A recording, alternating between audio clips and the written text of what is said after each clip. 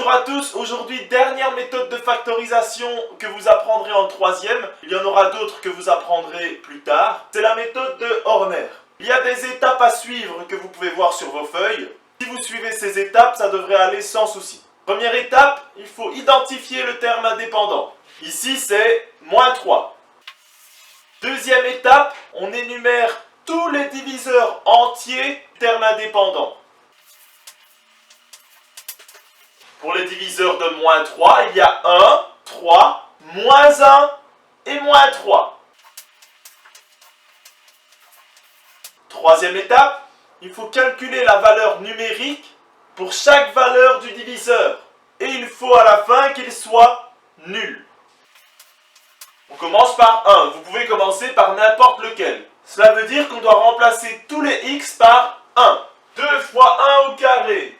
2. Plus 5 fois 1. Plus 5. -3.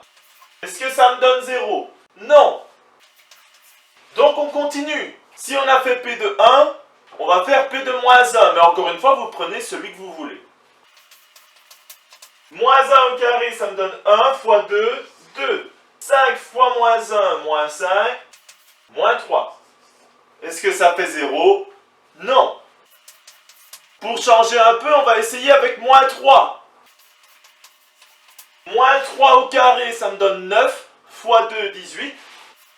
5 fois -3, -15. -3. Et là, ça fait bien 0. Dès qu'on a trouvé la valeur qui annule le polynôme, si c'est -3, on peut faire la grille de Horner. Rappelez-vous, dans la grille de Horner, au-dessus, au milieu, on note les coefficients des termes du plus haut degré au plus petit degré. Ici, ça va être 2, 5, et le terme indépendant en haut à droite, 3. La valeur que l'on vient de trouver, notre fameux A, on va le noter ici. Le 2 descend tout le temps. 2 fois -3, -6. 5 plus -6, -1. -1 fois -3, 3. -3 plus 3, 0. Rappelez-vous, ici nous avons le quotient. Il faut que vous vous souveniez absolument d'une chose. La grille de Horner, lorsqu'on l'utilise, elle nous fait diminuer de 1 degré. Si nous avons du degré 2, ici nous aurons du degré 1. Effectivement, si au début on a du degré 3, à la fin nous aurons du degré 2. Ici nous avons du premier degré. Cela veut dire que on peut donc réécrire le polynôme de départ comme étant 2x moins 1 fois notre diviseur, notre fameux x moins a. Mais a c'est -3. Donc ça va être x moins -3. Autrement dit, si je le réécris correctement, voilà. Vous pouvez aller page 116 à l'exercice 23 et 24 du livre.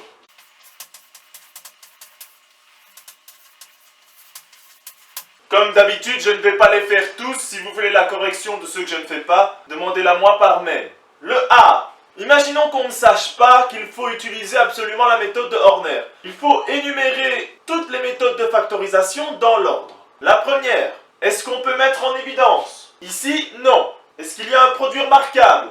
Il y a 3 termes, donc il faut chercher 2 carrés. -4, c'est pas un carré, et -4 non plus. 3 non plus. Donc il n'y a pas 2 carrés. Est-ce qu'on peut faire des groupements? Non, il n'y a que 3 termes. Il en faut 4. Donc on doit utiliser la méthode de Horner.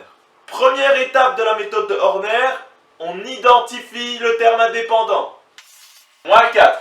Deuxième étape, on énumère tous ces diviseurs entiers.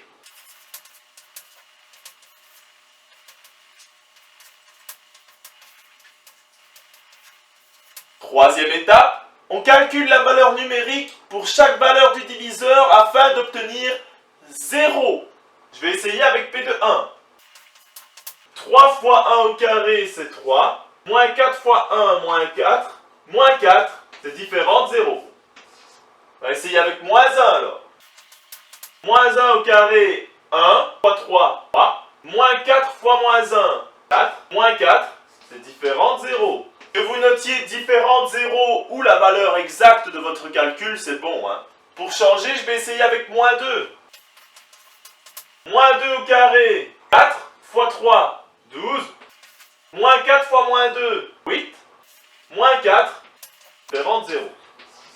Et P de 2, ça me donne toujours 12. Moins 4 fois 2, moins 8, moins 4. Donc on a trouvé notre fameux A. Maintenant, on peut faire la grille de Horner.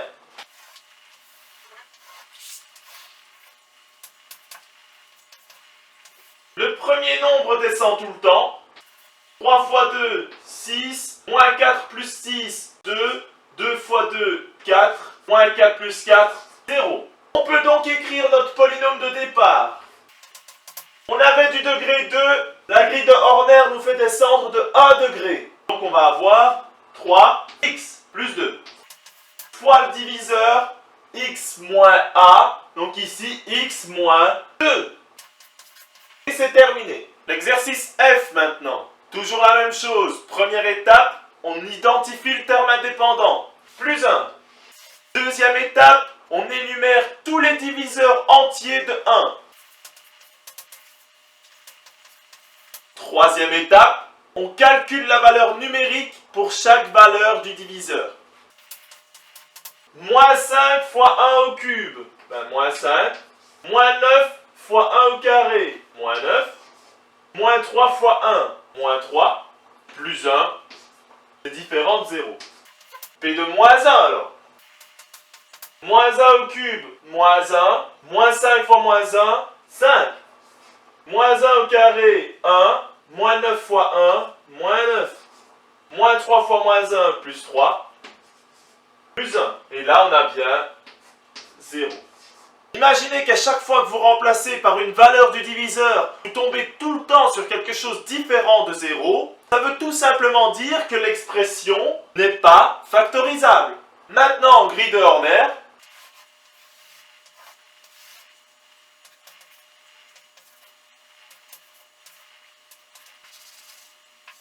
le premier descend tout le temps.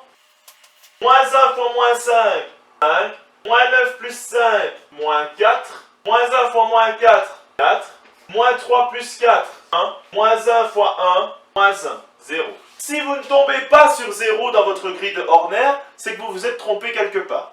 On sait que notre grille de Horner nous fait descendre de 1 degré. On avait du degré 3, ça veut dire qu'ici on va obtenir moins 5x carré.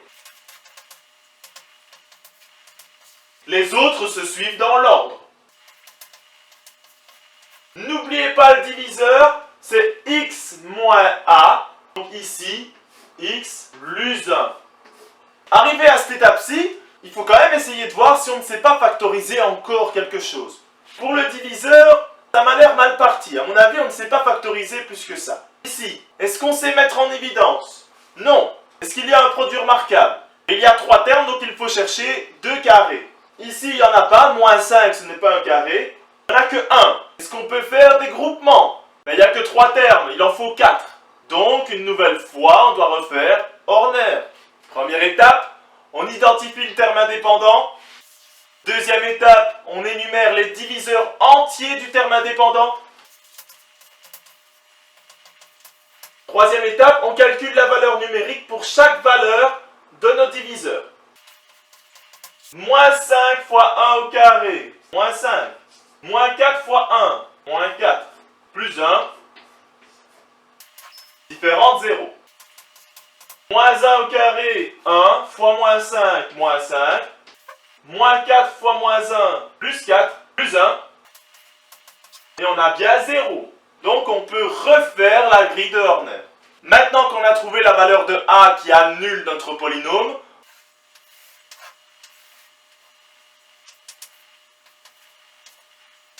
le premier descend tout le temps. Moins 5 fois moins 1, 5. Moins 4 plus 5, 1. 1 fois moins 1, moins 1. Notre grille de Horner nous fait baisser de 1 degré par rapport à l'énoncé. On avait du degré 2, donc maintenant on va avoir moins 5x plus 1. N'oubliez pas le diviseur, c'est x moins moins 1, donc x plus 1. Mais on en avait déjà 1 au début, donc on aura x plus 1 au carré.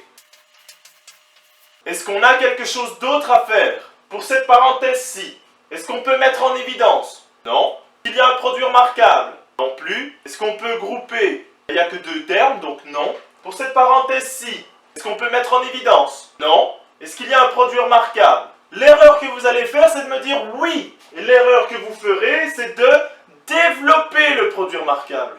On ne veut pas le développer. On le veut sous sa forme factorisée. Donc on le laisse comme ça. Ça veut dire qu'il n'y a rien d'autre à faire et que l'exercice est terminé.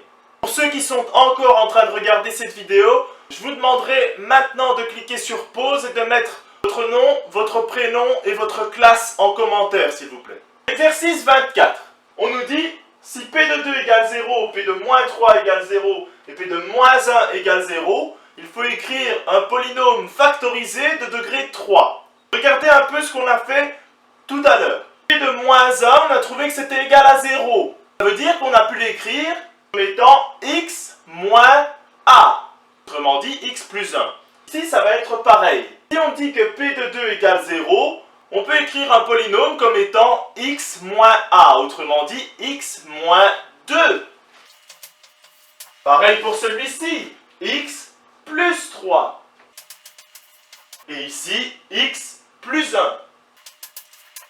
On va quand même vérifier si on a du degré 3. Pour cela, on n'a qu'à multiplier les x entre eux. X fois x, x carré, fois x, x cube. On a bien du degré 3. Pour le b, on nous dit que p de 1 égale moins 16. Là, il suffit de remplacer tous les x par 1 pour voir ce que l'on va obtenir.